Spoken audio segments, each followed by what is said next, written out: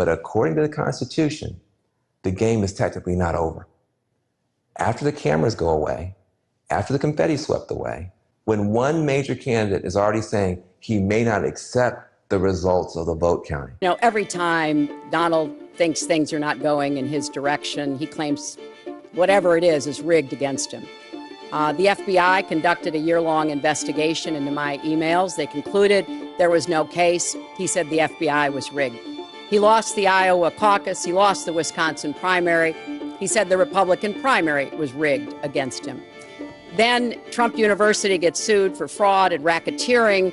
He claims the court system and the federal judge is rigged against him. There was even a time when he didn't get an Emmy for his TV program 3 years in a row, and he started tweeting that the Emmys were rigged against him. Should have gotten it. This is a mindset. This is how Donald thinks. And it's funny, but it's also really troubling. I think this will end up in the Supreme Court, and I think it's very important that we have 9 justices, and I think the system is going to go very quickly. I'll be submitting at 5 o'clock on Saturday the name of the person I chose for this most important of all positions. If the presidential election winds up in the Congress, in the House of Representatives, they don't have to pay any attention at all to the popular vote or the electoral vote. It's like the election never happened. There won't be a transfer, frankly. There'll be a continuation. And then it gets even crazier. The final tally in the House is taken not by delegate, but by delegation. In other words, individual Congress people don't get to vote. It's done by states. That would mean they would have the ability to create election laws that manufacture electoral advantages for Republicans in future elections. Now, get your head wrapped around this. In 2020, the majority of Americans live in blue states, but there are more red states.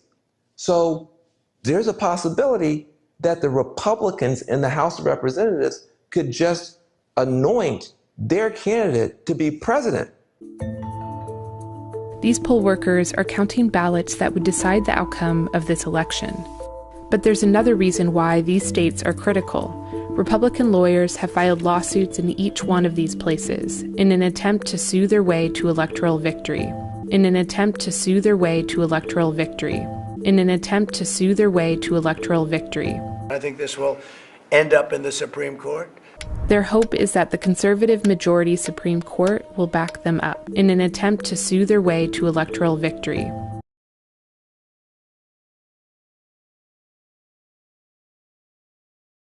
Now, that is not the way our democracy works. We've been around for 240 years. We've had free and fair elections. We've accepted the outcomes when we may not have liked them. And that is what must be expected of anyone standing on a debate stage during a general election.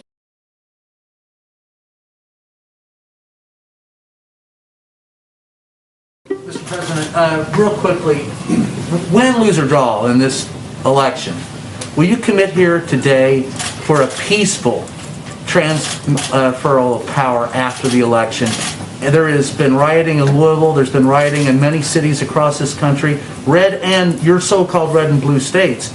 Will you commit to making sure that there is a peaceful transferal of power after the election? Well, we're going to have to see what happens. You know that I've been complaining very strongly about the ballots, and the ballots are a disaster. I understand that, but people are rioting. Do you commit to making sure that there's a peaceful transferal of power? We want to get rid of the ballots, and you'll have a very peaceful. There won't be a transfer, frankly. There'll be a continuation. There won't be a transfer, frankly. There'll be a continuation. There won't be a transfer, frankly. There'll be a continuation. Which means the state legislature alone could drastically impact voting rights.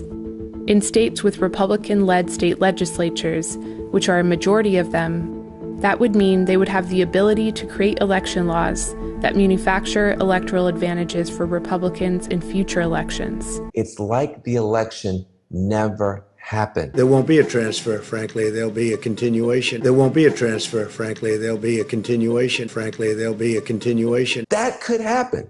Now, some people would call that outcome a perfectly legal, perfectly constitutional coup against the very idea of majority rule in the United States. That is possible under our Constitution, and it could happen this year.